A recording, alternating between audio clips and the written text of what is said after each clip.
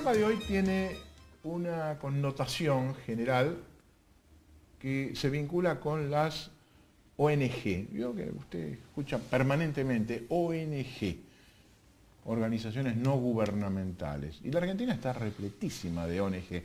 Siempre va a encontrar gente que habla de las ONG, la ONG de todo tipo, dedicado a todas cosas. Y muchas veces uno se preguntó, ¿esto de las ONG qué es? ¿Cómo viene? Entonces invité a dos personas que están en ONG ya desde hace algunos años para conversar un poquito de esto, porque claro, ellos piensan que van a hablar exclusivamente de las cosas que hacen en la ONG. Lo que no saben es que con Pedro Barcia y conmigo van a tener que hablar de otros temas, los cuales habitualmente no se tocan cuando se hablan de la ONG. Roxana, muchas gracias por venir. Roxana Fantín, sos directora ejecutiva de una ONG, Comunia. De Comunia, exactamente. ¿Qué es eso?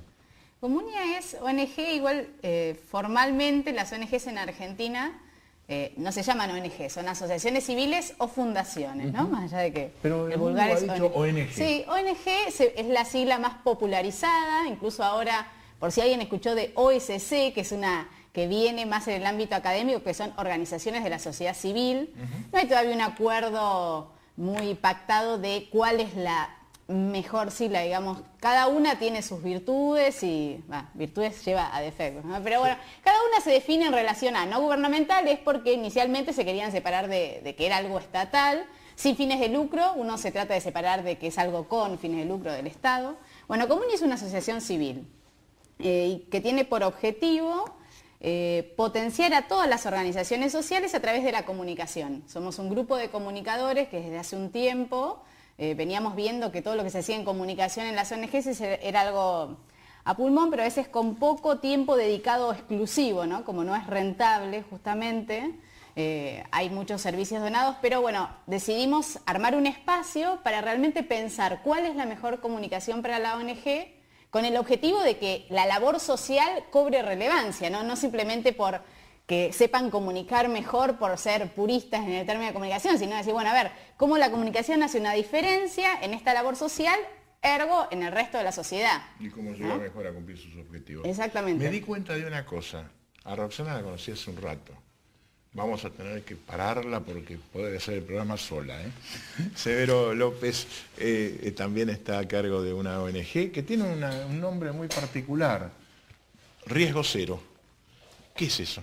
Riesgo Cero es una organización no gubernamental, una asociación civil sin fines de lucro, que también, como siguiendo un poco lo que decía Roxana, está constituida por un grupo interdisciplinario de profesionales. Nos dedicamos a 4 áreas específicas de trabajo: investigación, capacitación, prevención y asistencia en temas vinculados con la salud, la educación, los problemas vinculados a adicciones y a otro tipo de problemáticas y patologías sociales.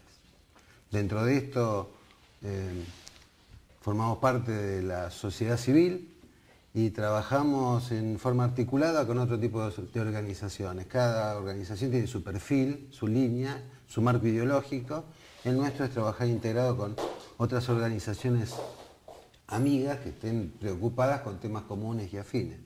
Ahora, esto, Pedro, de la sociedad civil, evidentemente desde hace muchos años venimos observando una aparición permanente o actividad de la gente integrada en esta sociedad civil, la sociedad es civil en general. Pero, ¿qué fenómeno sociológico se está dando? Lo que se ha dado mucho en nuestro país, que en otros países no se da, es una dependencia excesiva del paternalismo estatal. Entonces, a partir de allí, uno está pendiente de lo que decide el papá Estado.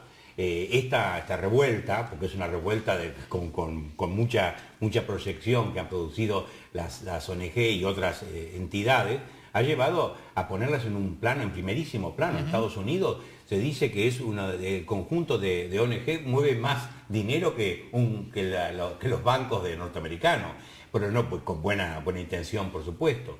Y la necesidad que la sociedad tiene se advierte en el éxito que ha tenido Roxana y su grupo, Comunia, porque Roxana fue alguna nuestra, no obstante se nota fresca, pasó ese mal rato.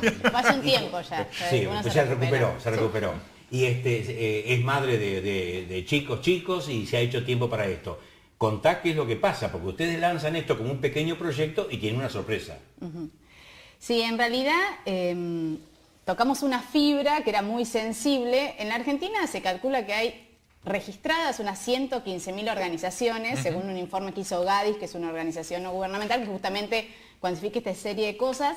115.000 que pudieron relevar, o sea que las que hay son muchas más que eso, incluso no todas las organizaciones de la sociedad civil están constituidas legalmente, no hay muchos grupos que no llegan a tener la constitución legal. Nos juntamos para y exactamente, seguimos. Con un accionar de base muy interesante.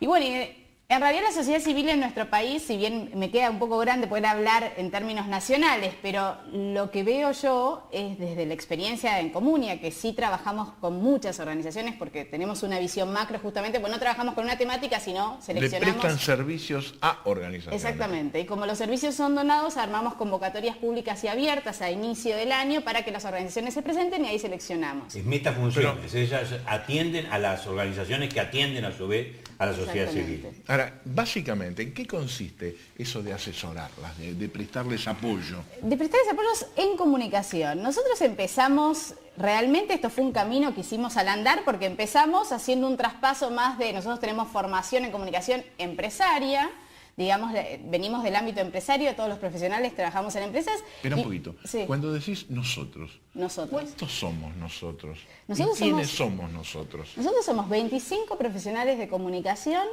de los cuales solo 3 son rentados y el resto son todos voluntarios. Ese nosotros está constituido por gente que ya egresó de la carrera de comunicación, incluso muchos ya están haciendo un máster, un doctorado. Yo le suelo llamar la segunda vuelta, es decir, es ese comunicador que ya está haciendo carrera y de repente siente que quiere dar un poco más, digamos, que profesionalmente cumplió una meta, pero quiere que su profesión sirva para lograr un cambio social, aunque sea chiquitito o grande, no importa, pero tienen esa vocación por lo social. O sea que es gente que ya ha tenido experiencia a nivel empresario, que es el ámbito donde un comunicador hoy se desarrolla generalmente, digamos, en empresas o en el Estado. Entonces, en cuanto a comunicación, ¿qué es lo que nosotros buscamos? Iniciamos un camino más instrumental, ¿no? Decir, bueno, a ver, ¿qué necesitan las ONGs? ¿Cómo mejorar su comunicación con determinados públicos? Y cuando nos metimos más adentro y maduramos un poco nuestro trabajo con las organizaciones, nos dimos cuenta desde Comunia que uno de los aportes que queremos hacer nosotros es poder generar instancias de diálogo para que las ONGs comuniquen algo esencial y es su visión del mundo, sus valores. Las ONGs como agentes políticos, no necesariamente partidarios, digamos, organizaciones que tienen una filosofía. Una ideología que es interesante que se comparta con la sociedad y sobre todo es interesante que la organización se centre como un espacio de integración. ¿Por qué? Porque hoy en nuestra sociedad hay muchos intereses en todos lados, inclusive también en las organizaciones que, cuando vos decías, voy a tomar un tema que vos dijiste, organizaciones de Estados Unidos, bueno, mueven mucha plata, por supuesto que para fines nobles, yo ese por supuesto, lo miro con, no sé si por supuesto, porque incluso digo, y somos seres humanos en todos lados, digo, ese supuesto de que la organización social, por ser una organización social, tiene un fin noble, digo, después de haber trabajado y amo lo que hago y sigo confiando en las organizaciones, pero ese supuesto creo que también hay como que revisarlo hacia adentro. Yo les voy a pedir un favor porque este es un tema que yo había notado cuando hablamos de Mueve Más Dinero.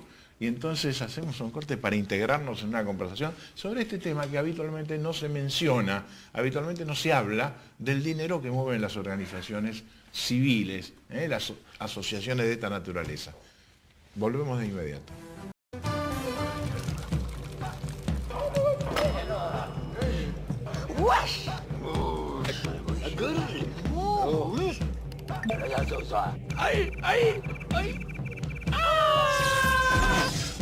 En materia de seguridad social, es tiempo de quitar las piedras del camino.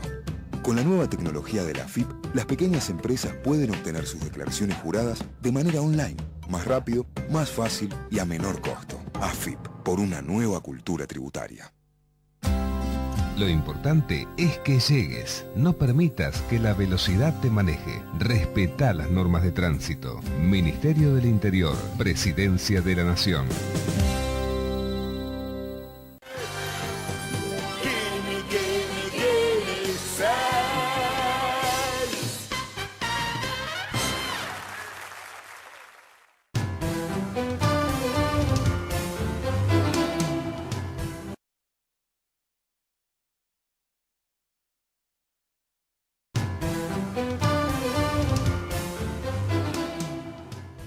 Estamos conversando junto a Pedro Barcia con dos representantes, dos directores de distintas organizaciones no gubernamentales, organizaciones de la sociedad civil, conversando sobre qué pasa dentro de estas organizaciones y cómo actúan. Y entramos en un tema que habitualmente no es muy analizado.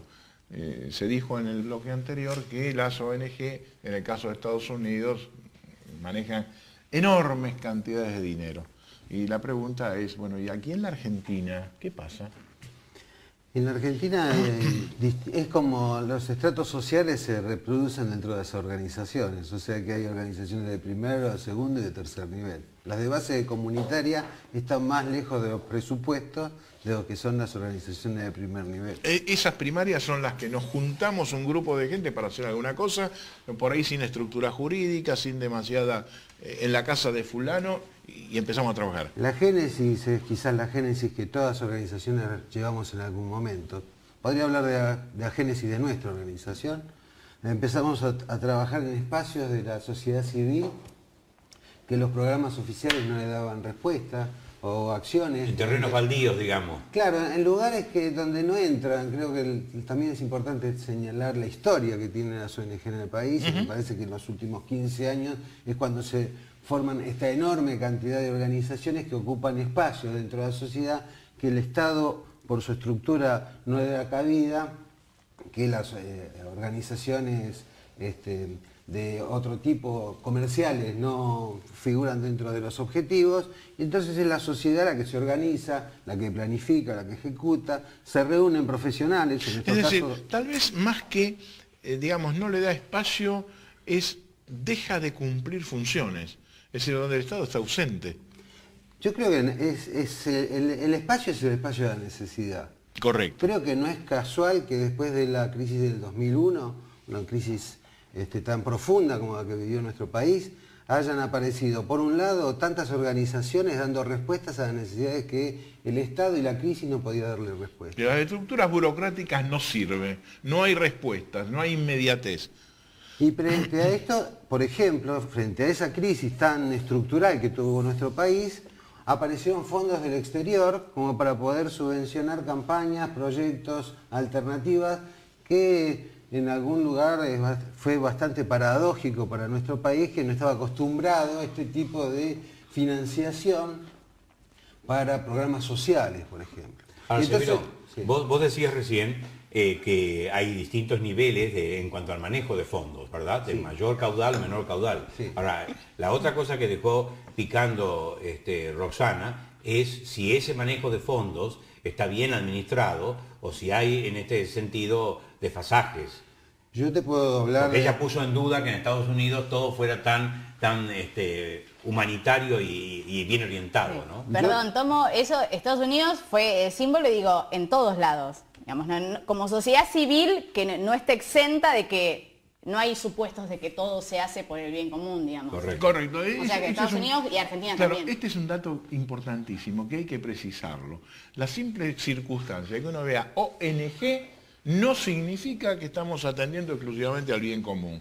Punto uno. Ahora después lo analizamos, pero Severo estaba por entrar a este tema. Pero me gustaría también, digamos, para completar la pregunta de Pedro Luis, este aspecto.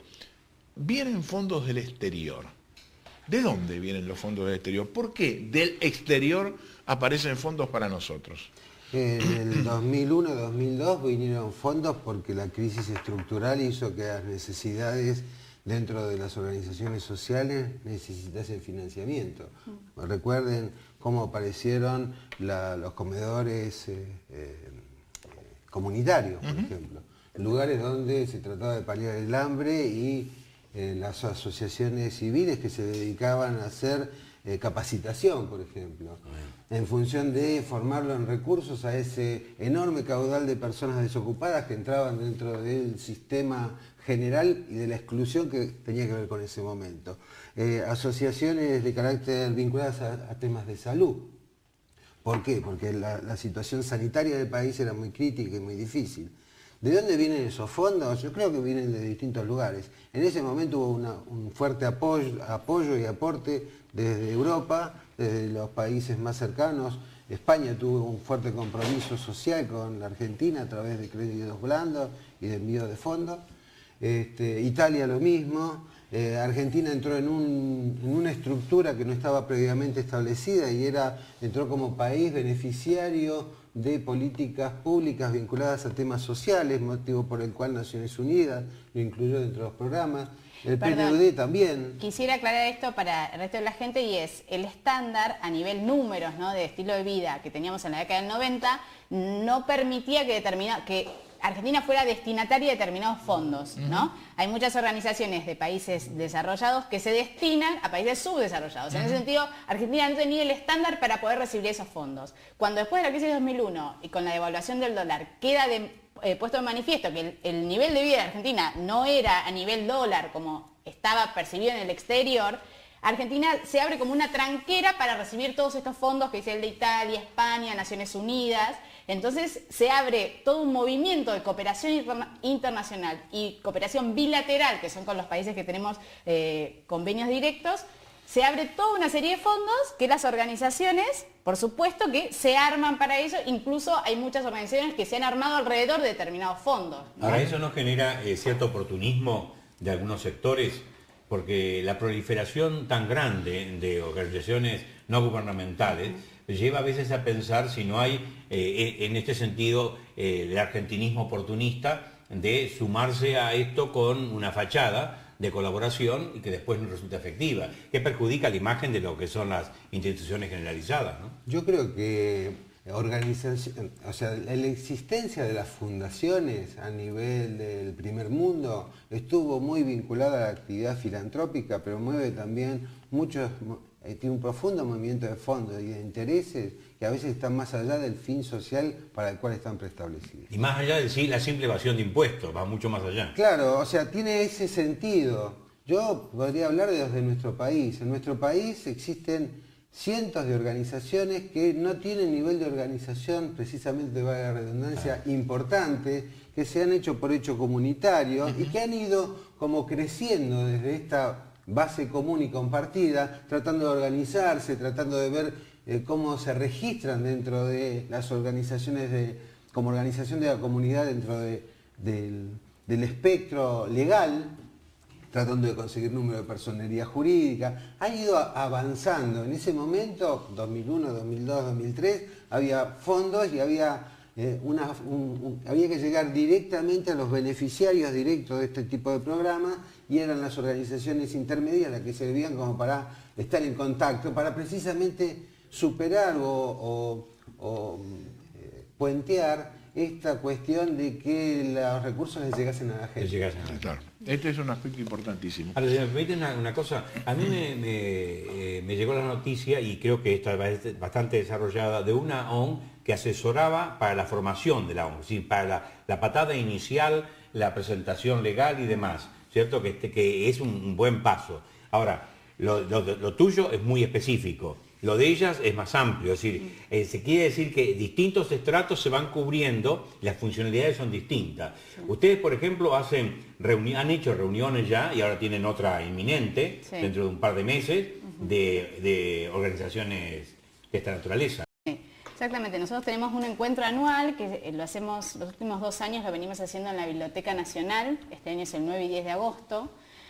Comunia en realidad lo que intenta es, nosotros no trabajamos por diferencia de capas de ONGs, digamos, no es que trabajamos o con de base o con intermedias, sino lo que buscamos es captar aquella organización social, que es muy difícil, donde realmente evaluamos que hay una motivación social fuerte, que hay una motivación social sincera y honesta, digamos. Y bien estoy hablando de valores porque es lo que nosotros tratamos. Espera un poquito, o yo te entendí mal, no sé qué le pasó a usted si también entendió, porque decís que te resulta muy difícil evaluar y terminaste con el planteo de la honestidad de las ONG. Resulta difícil porque uno no quiere emitirse en un juez sobre lo que los demás están haciendo, digamos, pero nosotros cuando decimos que tenemos becas para 10 ONGs al año, tenemos que hacer ese trabajo, porque se nos presentan 30 organizaciones y nosotros tenemos que elegir a 10. No, obvio que esas 20 que por ahí no quedan, no es que uno dice no son transparentes ni mucho menos, pero sí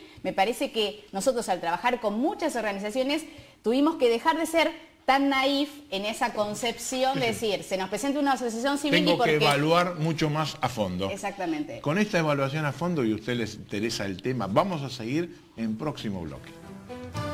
Recuerde, pídale a su médico que le recete por el nombre genérico del medicamento y a su farmacéutico que le ofrezca todas las opciones. Así, es usted quien elige por marca y precio. Verifique siempre en el envase la certificación de calidad.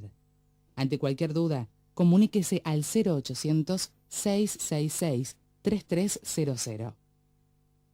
Es un mensaje del Ministerio de Salud, Presidencia de la Nación. Argentina está creciendo como nunca. Usted puede registrar a sus empleados y cumplir con la ley mediante un trámite rápido y sencillo, beneficiándose con reducciones en las contribuciones previsionales. Registrar a los trabajadores es una obligación de todos los empleadores, sin excepción. www.trabajo.gov.ar. Trabajo registrado. Mejor para el trabajador, mejor para la empresa, mejor para el país.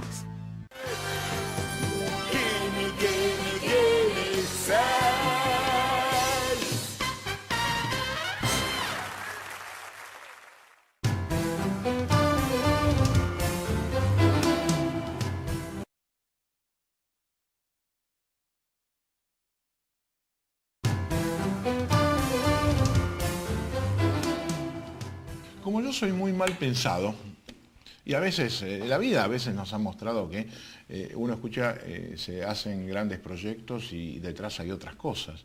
Recuerdo hace muchos años atrás, cuando en el Ministerio de Economía se destinan 300 millones de dólares, en el caso de Cavallo, con un plan de capacitación, el Plan Joven se llamó. Tuvimos oportunidad de mirar qué se estaba haciendo y recuerdo haberle dicho al secretario de Hacienda, che, ustedes que están planteando la evaluación en el área educativa, ¿no se les ocurrió evaluar qué se está haciendo con ese plan joven? Porque están tirando plata. Al año siguiente, recuerdo que se le pasó al Ministerio de Trabajo un proyecto de capacitación dándole 1.000 millones de dólares. Bueno, estábamos en el 1 a 1, por cierto. Y entonces... se genera rápidamente y entonces empieza gente a llamarte para decir, che, con tu consultora nos integramos porque acá podemos ganar mucha plata. Y detrás de muchos proyectos de esta naturaleza hay grandes curros. Es decir, curros que se arman para rapiñar o para participar de alguna forma dentro de eso que a veces no sirve para mucho. Y la cultura de evaluación no es una cultura argentina. Recién estamos entrando en este concepto de necesidad de evaluación de todo lo que se hace para tener experiencia de qué debe modificar. El desastre de la educación argentina ha sido que se avanzó sin ningún grado de evaluación. En cambio, Roxana decía que ellos tuvieron un proceso desde que asumen esta necesidad de evaluar las organizaciones hasta los criterios que manejan actualmente. Exactamente. Entonces, vos tenés que definir, bueno, apoyo a estas organizaciones, sí, y tengo que dejar, toda decisión implica dejar de lado algo. Sí, sí, difícil. Yo antes quisiera decir algo que es desde donde yo hablo, ¿no? Es decir, yo creo en el ser humano y en su capacidad de solidaridad con el otro. Yo lo creo profundamente porque si no, no podría estar haciendo esto. Es íncito al ser humano. Sí, y porque hay gente que va por ahí dice, bueno, ante la duda es malo. No, para mí ante la duda es alguien que realmente intenta hacer algo por el otro. Y también lo creo como una búsqueda. Y eso tiene que ver en nuestros criterios de selección. Es decir, entiendo que la capacidad de ser solidario es más una búsqueda que un hallazgo, porque uno es un ser humano que tiene un montón de cosas, que vive presionado y que... Entonces, para nosotros es una búsqueda eso, y desde ese lugar tenemos como un valor propio de tratar de ser humildes en cuanto a nosotros generamos esos criterios de selección, ¿no? Porque una organización puede haber nacido con un fin muy noble, se puede haber desarrollado, y puede ser que durante su larga vida hayan perdido el foco en alguna instancia, ¿no? Que la búsqueda de recursos económicos en un momento comió la energía de la organización. Entonces, ¿qué tratamos de ver nosotros dentro de las organizaciones? Que es algo mucho más quali que quanti, ¿no? Tratamos de ver desde qué punto de vista los que dirigen esa organización están realmente a favor de la causa. Es decir, los valores están realmente institucionalizados o están discutidos, son importantes, y hay un nivel de coherencia en relación con su misión. Nosotros analizamos, para nosotros la misión y la visión, que es a dónde quieren llegar, qué hago hoy es la misión, a dónde quiero llegar es la visión. Con esas dos cosas nosotros podemos trabajar y decir, bueno, esta organización realmente, por más que no tengan digamos, no es un tema de pulcritud y de orden y de puritanismo, decir, bueno, tenés todo, no, sabemos que el camino y que las ONGs están en el barro, estamos en el barro, porque la verdad es que el sistema en el cual uno tiene que tratar de hacer una diferencia a veces es muy difícil. Uno dice, bueno, una organización, ¿por qué no tenés todos tus, no sé, estados contables firmados por un contador? Y uno dice, bueno, a ver, me ocupo de esto, me ocupo del otro. La FIP, nunca queda claro a ver qué me pide la FIP. El contador me cobra, no tengo plata. Entonces, digamos, es muy difícil ese equilibrio. Lo que nosotros buscamos es que la organización tenga realmente la convicción de querer hacer lo que dicen que hacen. Así de simple, digamos, hacer lo que decís que haces. Cuando uno empieza a encontrar diferencias, es decir, me dedico a esto, yo quiero incidir en esto, y vos ves su accionar que está para el otro lado, que tiene programas hermosos, financiados, pero que realmente no apuntan a lo que ellos dicen decir en su misión, uno empieza a encontrar cosas a veces incoherentes o a veces que decís, bueno, yo creo en tu misión, pero me tenés que demostrar que la estás llevando adelante y me tenés que demostrar a dónde querés ir. Digamos, que eso es, el a dónde uno quiere ir en una organización social, para nosotros es fundamental. ¿Qué cambio querés generar en tu comunidad, en tu provincia, en tu país, en el mundo? Digamos, ¿a qué estás soñando? Las organizaciones que se olvidaron de soñar, es muy difícil que puedan llegar... Sí, es muy difícil trabajar en lo social si uno no sueña. La verdad Ahora, es que vos no. también compartís este enfoque, ¿se da en la realidad tan tuya? Yo cuando la escuchaba recién a Roxy pensaba que a lo mejor sería interesante hablar de la experiencia de uno, de cómo va cambiando la experiencia de uno. Yo soy un profesional del área de salud, trabajé toda mi vida. ¿Sos médico? No, soy psicólogo. Psicólogo.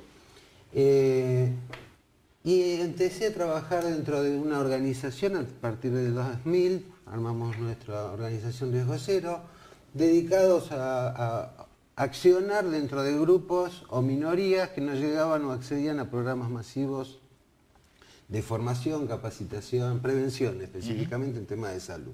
Adicciones, infecciones, enfermedades de transmisión sexual. Dentro de esto empezamos a trabajar muy activamente, pero después, dirigiendo una organización es necesario armar equipos de trabajo, por ejemplo. O sea, ¿cómo es la génesis de armar y desarrollar una ONG? Luego de armar los equipos de trabajo hay que buscar formas de articular con organizaciones que estén trabajando como para hacer un trabajo mancomunado. Hay que tratar de conseguir fondos como para poder, porque los primeros aportes de toda ONG salen del pecunio de aquellos que de bolsillo propio. Claro. lo forman. Hay que formarse como miembros o directivos o conductores de Como ONG. gestores, administradores. Entonces hay que hacer cursos para ver cómo es la comunicación, hay que armar una carpeta como para ver de qué manera uno se presenta frente a aquellos que lo pueden acompañar o ayudar. Todo esto es una cuestión que uno fue aprendiendo con el trabajo cotidiano. Y dentro de esta estructura también tiene que buscar los números para el AFIP, como decía Roxy, también tiene que estar inscripto para después poder conseguir algún fondo que le pueda llegar. Ahora, Severo, dentro de esta evolución que está señalando como gestación y desarrollo, ¿ustedes han sentido con honestidad en algún momento que todo lo que es lo inmediato, lo urgente, les ha comido lo esencial, que es el conjunto de valores en que ustedes se fundamentan? No, pero lo que yo te digo es que hay una pluralidad de roles y de funciones que en algún momento te hacen o tecnificar o de alguna forma profesionalizar e integrar otras áreas dentro de una organización, como para que vos no pierdas el sentido básico que tenés, que es trabajar sobre la comunidad, por ejemplo. Muchas organizaciones lo que hacen es precisamente perder este perfil porque empiezan en un devenir. Yo tuve que saber qué es un fundraiser, yo no sabía qué era un fundraiser en una organización. Claro, digamos que son las técnicas para generar la posibilidad de conseguir fondos. Y la experiencia indica que se dedica a eso tiene que ser exclusivamente alguien que conoce, porque en nuestro país, en el CONICET, por ejemplo, te sugieren que vos tenés que ser el gestor de tus propios fondos. Y está probado que si vos te dedicas a eso, te dedicas a la investigación. Claro, las grandes universidades norteamericanas y europeas tienen especialistas en buscar fondos y dejan a la gente trabajar en lo propio. Tenemos que hacer un breve corte. Enseguida estamos continuando con este tema.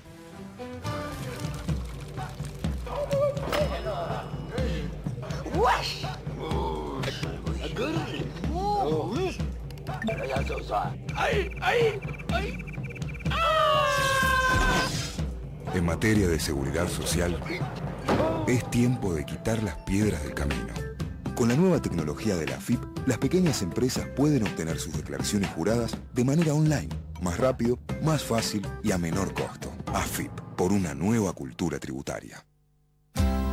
Lo importante es que llegues. No permitas que la velocidad te maneje. Respetá las normas de tránsito. Ministerio del Interior. Presidencia de la Nación.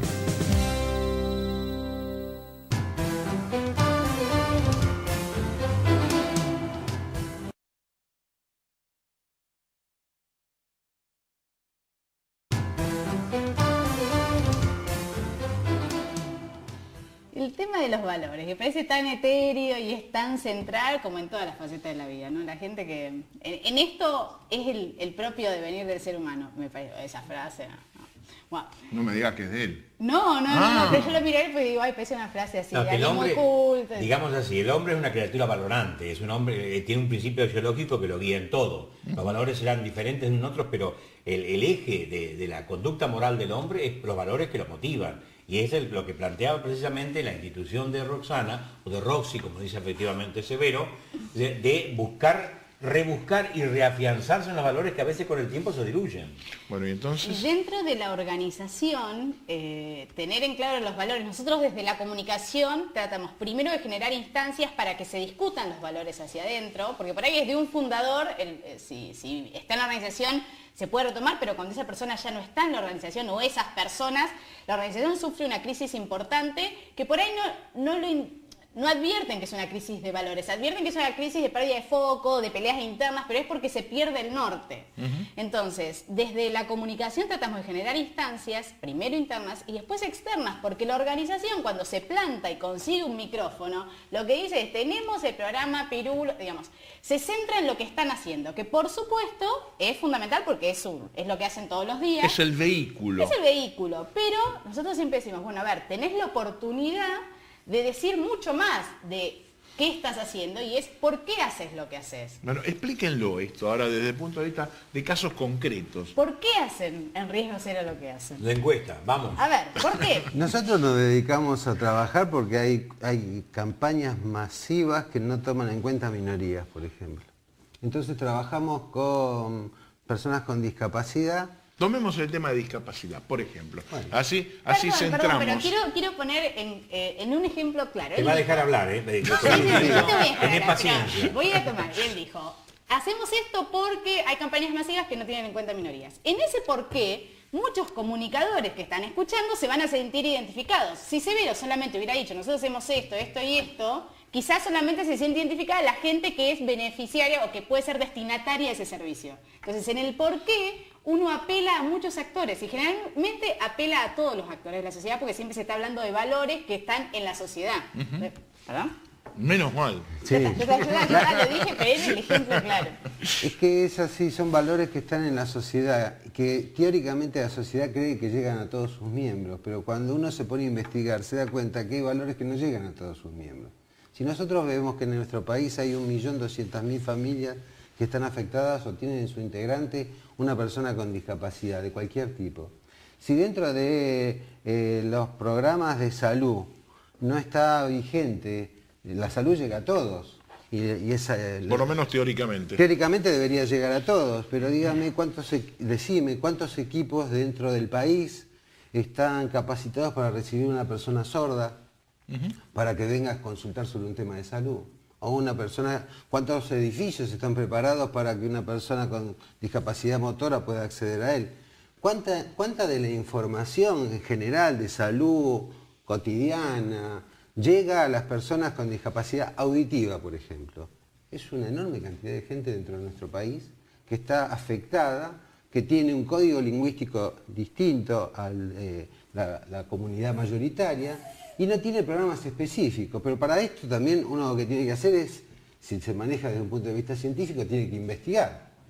Nosotros creemos que la mejor forma de poder hacer políticas públicas a través de organizaciones son a través de diagnósticos. Seguro. Intervenimos con proyectos o programas de investigación-acción.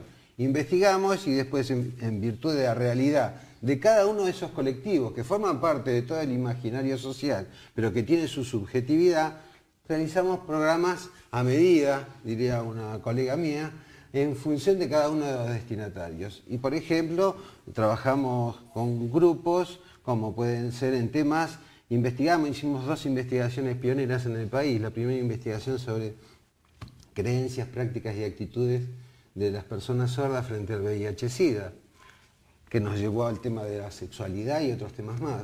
Hicimos un estudio también con respecto al uso indebido de drogas, tabaco y alcohol dentro del grupo de personas con discapacidad, porque uno piensa que estos problemas no son problemas de este colectivo. Sí, nos dieron la pauta de que hay problemas importantes dentro de estas 2 realidades, por ejemplo, y a través de esto establecemos políticas o programas destinados a formar a la gente que está en derredor, equipos de salud, profesionales, docentes, familiares, frente a temas vinculados a las necesidades de estos grupos, y también damos capacitación, actualización y material específico. ¿Cómo se integra esto que estás planteando con lo que decía Roxana? Si me permitís, yo voy a adelantar un puente de integración. Cuando me invita Roxana a charlar en uno de los congresos que hicieron el año pasado, el tema era la inclusión. Y entonces ella me pide que yo hable del lenguaje como forma de inclusión social. O sea, está clarísimo que lo que está planteando desde su institución es que el lenguaje es un puente, es un mediador, es una forma de articulación. ¿Cómo comunica, si no a través fundamentalmente del lenguaje, las situaciones de riesgo de enfermedades?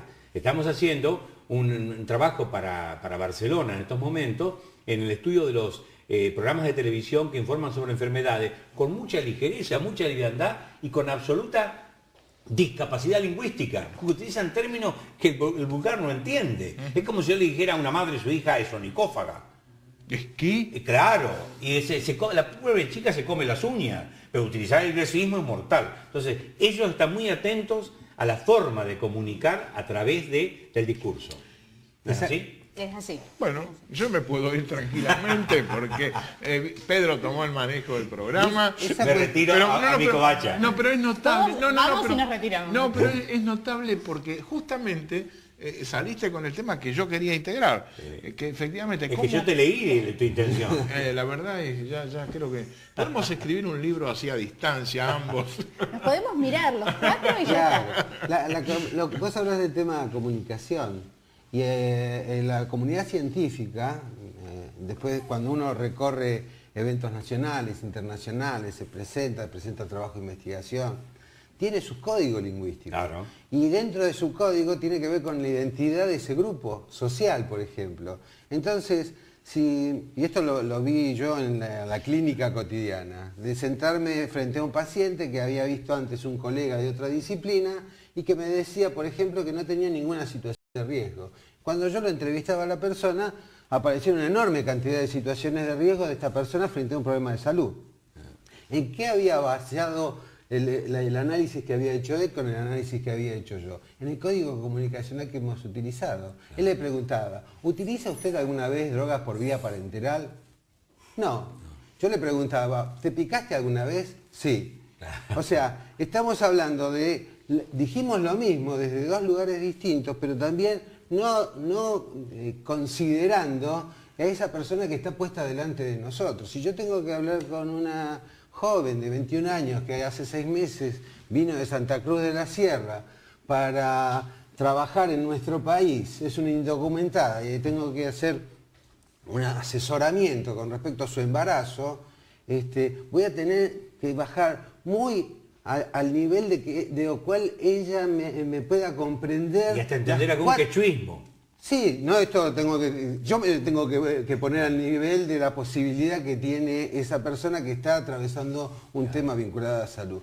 Esto a veces es un problema dentro de los modelos de asistencia. Por eso hay modelos de asistencia, por ejemplo, que no tienen en cuenta al diferente. Al distinto. Y hay una cosa, Severo, que es muy grave en la comunicación argentina, que no hay sistemáticamente una formación de comunicadores científicos. Es decir, los que trabajan en el campo científico manejan su carga, como vos decías, pero eso no baja al pueblo. Primero tendría que bajar a los comunicadores oficiales, ¿verdad? Claro. En los canales de televisión y en radio. No hay adaptación de todo esto. Y así como en España y en otros lugares del mundo hispanohablante se ha desarrollado mucho la capacidad del periodista de divulgación científica, no de vulgarización, de divulgación científica, cosa que, por ejemplo, en algún diario como La Nación hace muy bien Norabar, ¿no? De allegar con un lenguaje accesible. Esto no es frecuente entre nosotros y ni hay trabajos especializados profundos. Y la gente no se dedica a este campo, que es el puente de que hablábamos recién. Sí. ¿Quién? La agarró. ¿La agarró? Cortita porque tengo que hacer un corte. Las ONGs son organizaciones de inclusión de voces, principalmente, porque la organización social tiene como virtud que se acerca al otro desde otro lugar. Y esa voz que no tiene acceso a través, nosotros a veces decimos, para la empresa el otro a veces es un consumidor, para el Estado a veces el otro es alguien tan general que no puede llegar a escucharlo y entender su lenguaje. La ONG es ese punto intermedio que permite que ese otro silencioso tenga voz. Por eso es... En el próximo bloque, el tema, todo esto, ¿y el Estado dónde está? Recuerde, pídale a su médico que le recete por el nombre genérico del medicamento y a su farmacéutico que le ofrezca todas las opciones. Así, es usted quien elige por marca y precio. Verifique siempre en el envase la certificación de calidad. Ante cualquier duda, comuníquese al 0800-666-3300. Es un mensaje del Ministerio de Salud, Presidencia de la Nación. Argentina está creciendo como nunca. Usted puede registrar a sus empleados y cumplir con la ley mediante un trámite rápido y sencillo, beneficiándose con reducciones en las contribuciones previsionales. Registrar a los trabajadores es una obligación de todos los empleadores, sin excepción. www.trabajo.gov.ar. Trabajo registrado. Mejor para el trabajador, mejor para la empresa, mejor para el país.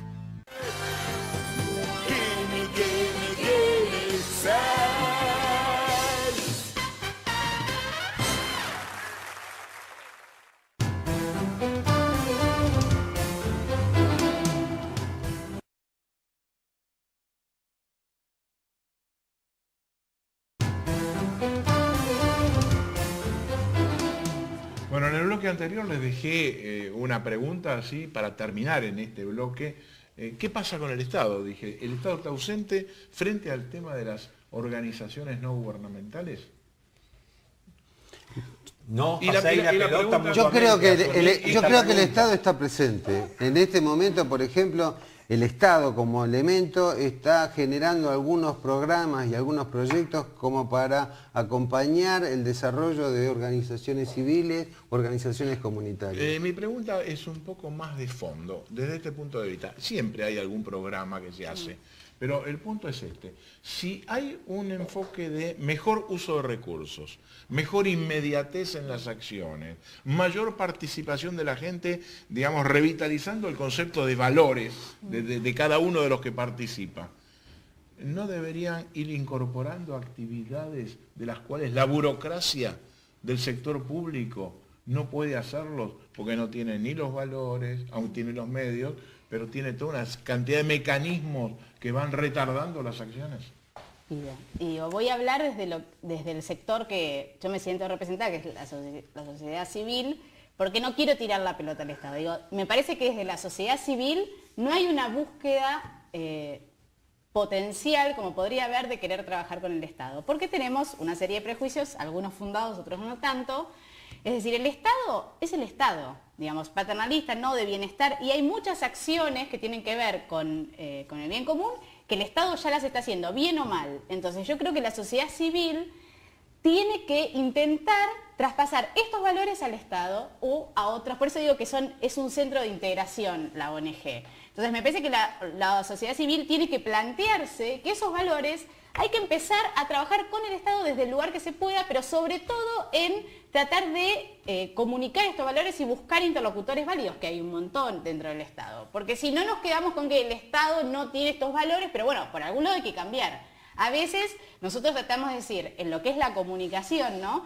¿Por qué no darle más comunicación a integrarte con ese sector que va a poder hacer la diferencia a largo plazo el día de mañana. En vez de seguir haciendo uno, digamos, llega un punto en que la ONG no puede crecer más de lo que hace. Yo trabajo en educación y trabajo con becas escolares, no puedo llegar a becar a todos los chicos que no pueden ir al colegio. Tengo que en algún momento sentarme con el Estado y decir, aprendí esto, tengo este valor, esto funciona, hacelo o no, y empezar a golpear ahí. Tiene que ver con la evolución de muchas organizaciones, algunas lo quieren hacer, otras no, pero yo creo que hay que trabajar desde ese lugar también. Y la sociedad civil es muy cerrada en algunos puntos. Este es un tema para un programa específico. Así que Roxana pronto va a estar de vuelta porque vamos a conversar sobre esta interacción Estado, organizaciones civiles, pero para tratar de ver cómo efectivamente se puede modificar eso que vos decís, que me parece importante de esa visión. Hay organizaciones civiles, por ejemplo, como la Fundación Leer, que distribuye más libros que el Estado en todo el país, sí, al cual pertenezco. Yo pertenezco a varias son, pero es un orgullo mío decirlo. ¿Puedo hacer una pregunta? Sí, yo le cuento. Mira, ¿A Severo? Le cuento rápido, porque ya no, yo no hablo más ahora y terminamos el programa enseguida. Desde que antes de empezar el programa, Marcia me decía, déjame hacerle la última pregunta del programa a Severo. Severo, ¿cuál es tu otra vida al margen de la profesionalidad que tenés en el caso de las organizaciones sociales? ¿Y qué es el fútbol callejero? Yo tengo varias vidas.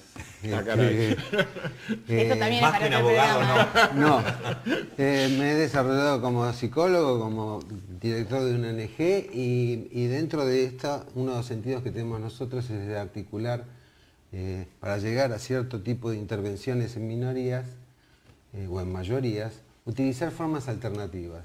Nosotros pensamos que para entrar en temas de salud, una de las mejores formas de poder entrar es a través del deporte.